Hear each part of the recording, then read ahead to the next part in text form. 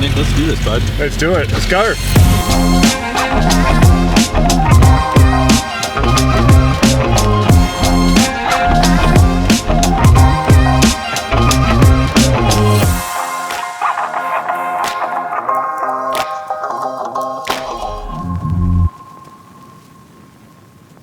Today, we have a big forced carry before our tee time.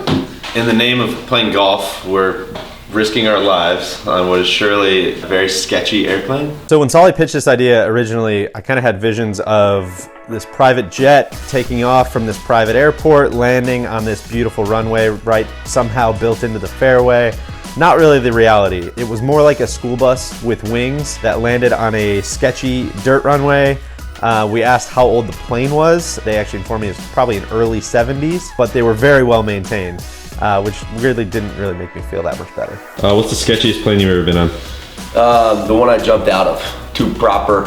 Put the rotors down, you know? And then they say, oh, throw your feet out there, man.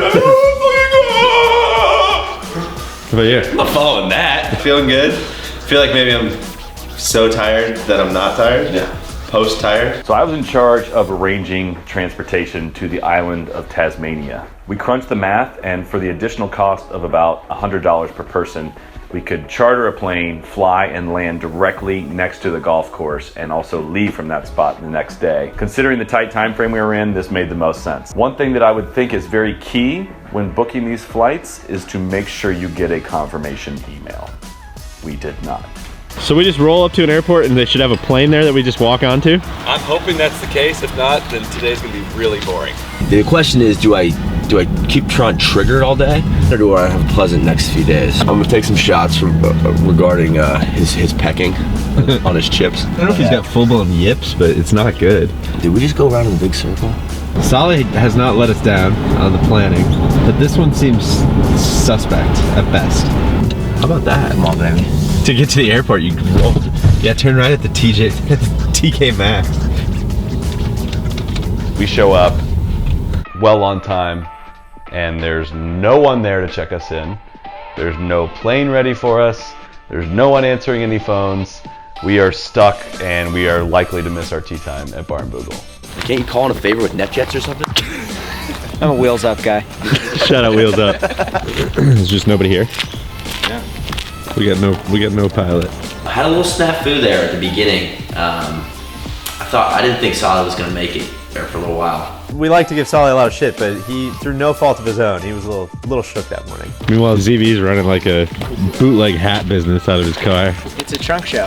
The people who get ripped off are the same people who have all the fake jewelry. Nah, man. Come on. I can spot quality. Z, you're struggling with the lip moisture management yesterday. Yeah, I'm always, all the time. Blistex, regular chapstick, skin sunscreen golf, and then I also got the buff for today. Can't see me. Huge. Another one. Sorry. Another one. He's like the Jason Day of lips. Handout Tron. Okay. Free belts and hats. Does this make Neil a professional golfer? You're losing your amateur status right now. We have it on video. I don't gamble with my eligibility.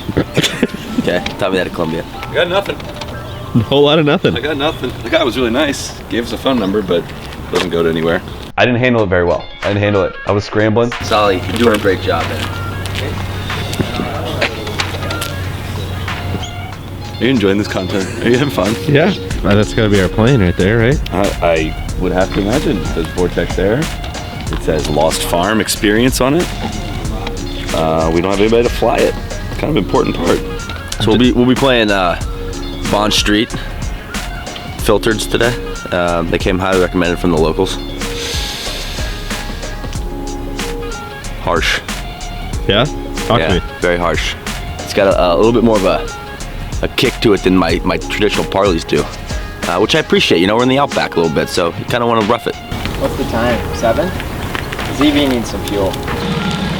We waited a long time. There was some serious doubt as to whether or not we were actually going to Tasmania. It's time to sack, baby. Throw it off my chest. Ready? Yeah.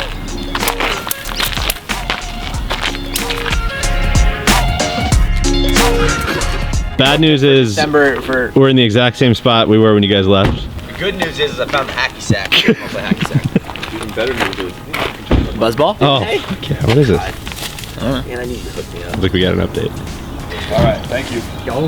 They had issues with their email, and it was never confirmed. It should be in the cloud. So you didn't have any, issues running the credit card though, guys? No. Oh, here's our guy. Is it? Yes, sir. We ended up getting the phone number of the owner of the company. He was able to scramble to find us a pilot and a plane for him to fly. The spirit of Barnbougle. I can't hear much now.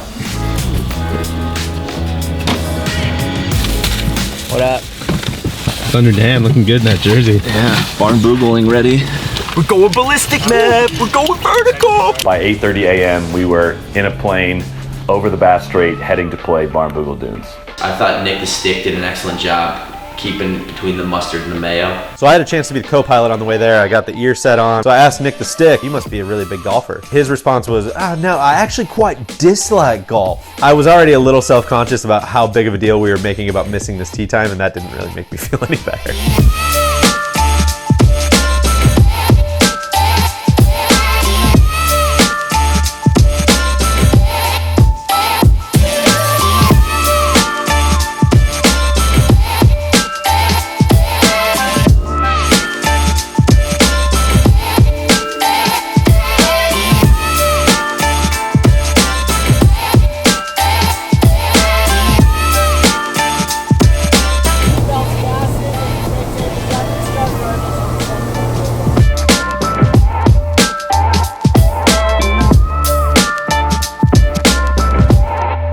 Craziest part was coming in hot to a dirt runway,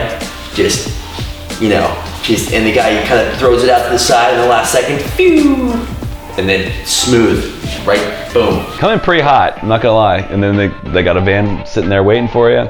We went from touching down on the runway to balls in the air on the first tee in 32 minutes. Sick, dude. Thank you, man. Have a good one. Do it. You ready? Let's do it. So you blokes all pretty much ready to tee off? That guy was awesome. You can drop us off the tee if you want.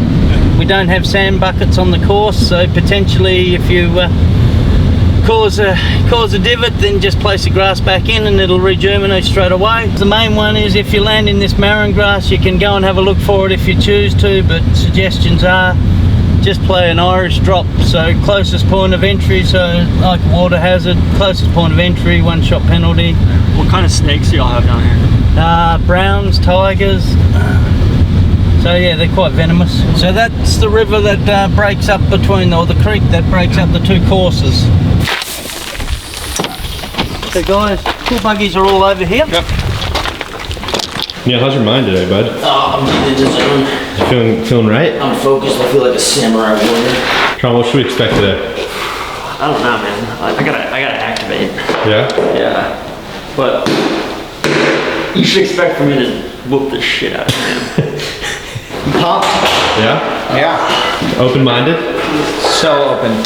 Couldn't be more open. Yeah.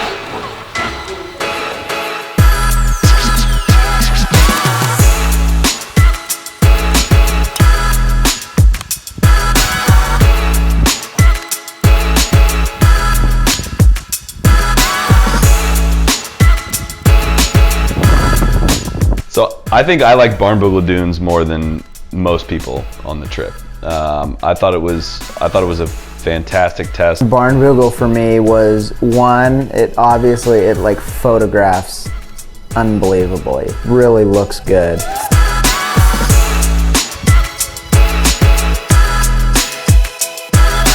All right, 8 holes in. What do you think? Yeah, pretty impressed to be honest. We didn't really know how Zach was going to like Barnbougle Dunes. He's kind of taken some polite but private shots at doe courses over the years. He thinks, sometimes the greens are turned up a little too high, sometimes the features are a little too ramped up. But to our surprise, he actually loved it. I think maybe being one off the course record and shooting 65 might have had something to do with it, but he had nothing but good things to say. What's it like to work with Tom? Interesting. That's why I asked. It's interesting. We got on well, and it's different. Seriously, it's different. But I like it. If somebody's never met him, how would you describe him? Shy, shy but very confident. But if you put him into a public presentation and give him a microphone, you'd never pick him as the same person. Once you've got a microphone and an audience, he's a different person. He should have been a movie star. Richard was not a golfer. When he was approached to build a golf course on this site, he knew almost nothing about the game. I think we can all agree that actually ended up working to everyone's benefit in that the architects were allowed to do almost whatever they wanted. Oh, it's got it.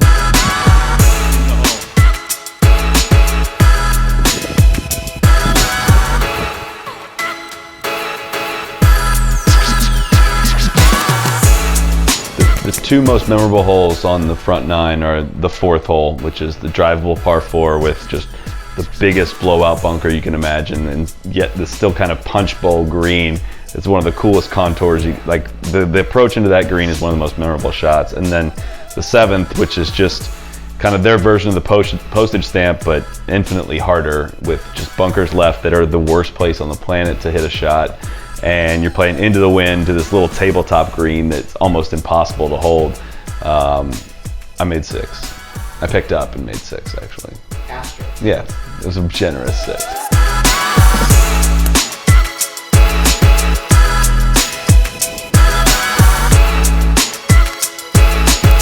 You know, the boys back home, we like to search for the ever-elusive perfect bogey. And this could be it. Birdie number 4, and then walked along the cliff side there. And Post birdie on the Tassie beaches, 5th hole, got a good thing going. Perfect bogey. Barnbougle Dunes was fantastic, but as it would turn out, the best was yet to come. This day was like the reason you make the trip. Tour Pro divot there. Everybody looks like they've been hit by a car. I feel awful. Randall! Randall! How are ya?